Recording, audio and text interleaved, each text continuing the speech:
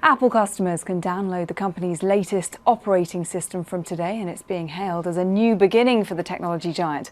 iOS 7 has a cleaner look than its predecessors and has been designed to make the iPhone appear bigger with sharper text, among other new features.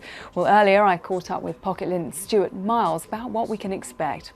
So Stuart, this is being billed as the biggest change to iOS since the introduction of the iPhone. Why is that, and what's so good about it?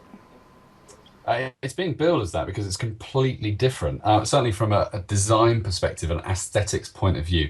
Gone are all the odes to the old world. There's no yellow legal paper notes anymore, no faux leather and ripped pieces of paper, no green felt for the game center and things like that. And so Johnny Ive, who's now in charge of software and hardware at Apple, has taken it on himself to modernize the OS and make it fit a lot more with the cutting edge lines of the iPhone 5S that's now launched and the more colourful, vibrant, joyful, if you like, 5C that's also available on Friday.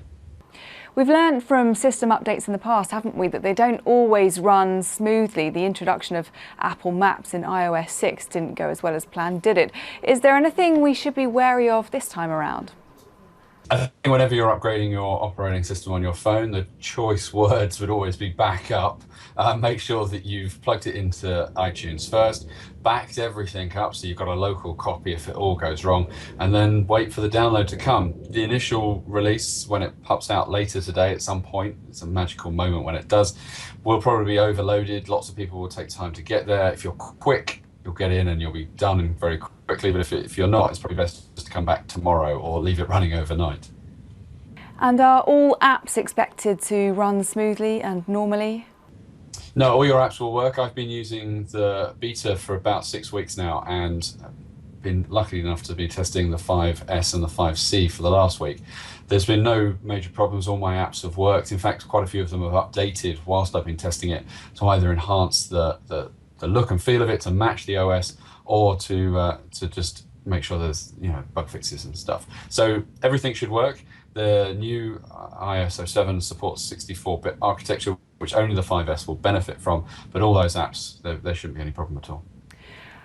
Just going back to Sir Jonathan Ive, he's developed the software, hasn't he? And he's been previously behind developing Apple's hardware, and he's quite an interesting character, once described by Steve Jobs apparently as his spiritual partner. What kind of influence will he have had? I think it's all his work as far as the design of the aesthetics, and Apple have been very clear of that. He heads up the design department.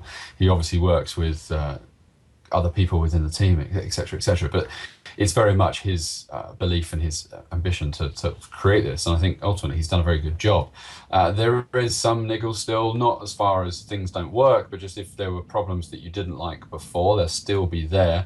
And there are lots of new toys to play with as well. So there's plenty of treats. It's certainly worth updating from ISO 6 to ISO 7, and there haven't been any crazy elements like the Apple Maps that we've seen before.